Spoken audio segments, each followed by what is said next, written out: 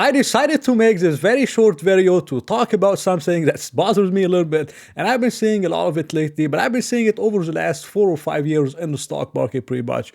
And this is the whole thing that Warren Buffett is expecting a crash because his cash position is at all-time high. Meaning Warren Buffett, he's piling up his cash position, he has a lot of cash on the side because he believes the stock market is overvalued and we're going to have a massive economic collapse, a massive stock market crash that's going to happen. And therefore, that should worry you as an investor, and you should maybe sell all your stocks or have a massive cash position also, just like Warren Buffett, because he has a high cash position, and therefore he's expecting a stock market crash. And I've been seeing so many videos around the subject, especially lately after the recent annual meeting for him. Like this video that got 500,000 views. Insane. In other words, is it because Buffett talked about a bizarre warning or some kind of thing because he has a massive cash position, therefore we're going to have a crash. And many other videos around how to prepare for a stock market crash, or Buffett said there's a massive economic collapse that's coming in 2024, and they get hundreds of thousands of views. And to me, that drives me insane, because don't people know Warren Buffett?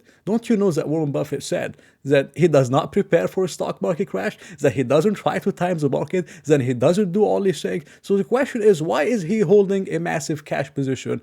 And what does it mean in general? What does it mean for us as investors? And to me, it doesn't mean much. It doesn't mean anything. And I'm going to tell you why. For example, in 2020, he had also an all-time high cash position of $138 billion.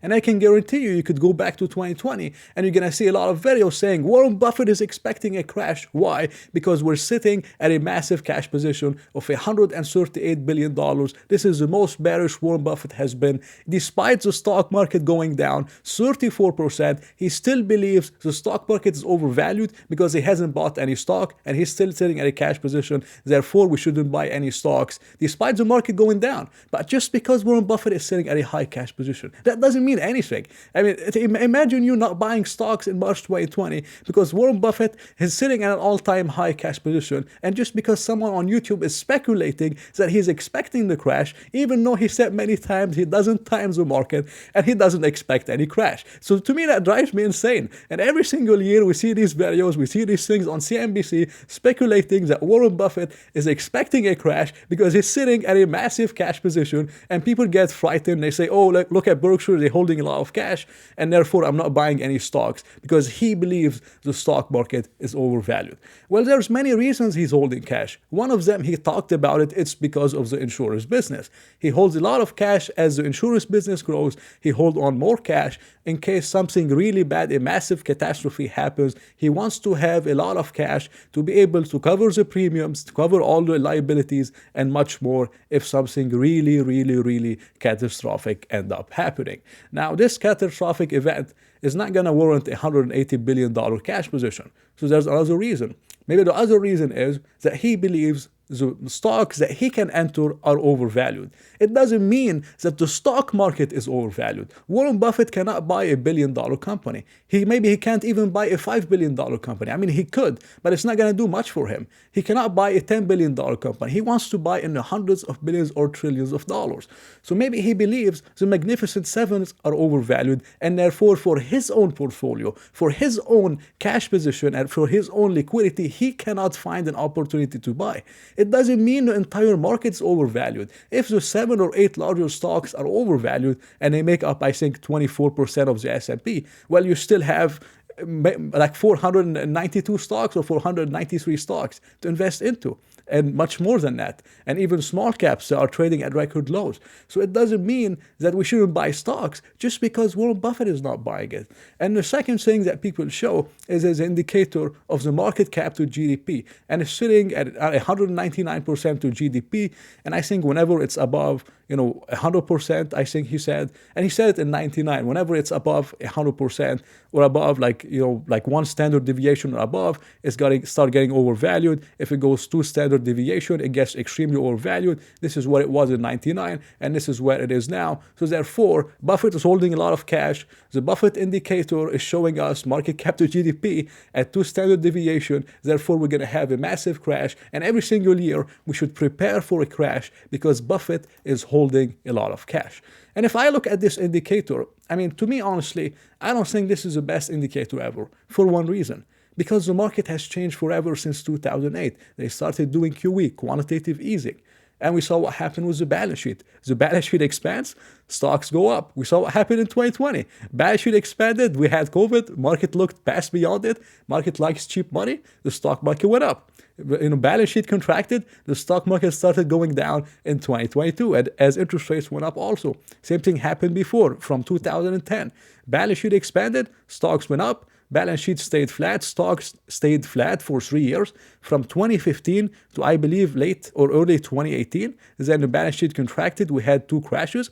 The balance sheet expanded, we went up, and it contracts, we went down. And now the market believes we're going to have rate cuts, which means cheap money again. The stock market is going up in anticipations for it. The Magnificent Sevens are buying back stock more than ever, and the market likes it too. So to me, the GDP indicator is an amazing indicator. But the market it's sad, but the market likes cheap money. All it cares about is the Fed cutting rates. If we have cheap money, we have an expansion in liquidity, stocks will go up, even though the market cap of GDP is at 100%, 200%, or 300%. If we have tomorrow a $5 trillion package of quantitative easing, do you think stocks are going to go down just because, as the market cap to GDP is high? No, because this money is eventually going to end up in the hands of the Magnificent Seven companies, which is going to increase their earnings. So to me, this indicator, and that Buffett is holding a lot of cash, is not enough for a reason for me to panic or for me to not buy stocks because he is not buying stock, because he has such a high cash position. He cannot find opportunities in the $1 trillion companies. But it doesn't mean I'm going to stop looking for opportunities in $5 billion companies or in $10 billion companies or even in $500 million companies. So it was just me talking about that stuff. It doesn't mean that the market is not overvalued. I think the market is richly valued, and especially in the Magnificent Seven category. Even though Google is not extremely overvalued. I said Meta now it's been going up, but I said Meta was not extremely overvalued. Some other stocks maybe, or maybe he just likes the 5.5% yields and he rather owns the 5.5% treasuries rather than invest in stocks and take risk. Even though these stocks may be undervalued, but he likes the 5.5% yields. So he maybe is not seeing a lot of opportunities, but it doesn't mean we have to prepare for a crash, and it doesn't mean the world is ending, and it doesn't mean all these things. It could be true. Maybe this will happen. Maybe this is what's happening, and maybe all these people are right. But I think this is a massively overblown thing that always gets a lot of attention from the media, on YouTube, CNBC, and people likes to hear that stuff. But in reality, it really doesn't help us too much in terms of making smart investment decisions. And this was just a very short video to explain my thoughts on this. These things make me a little bit upset. Maybe you could tell in the videos.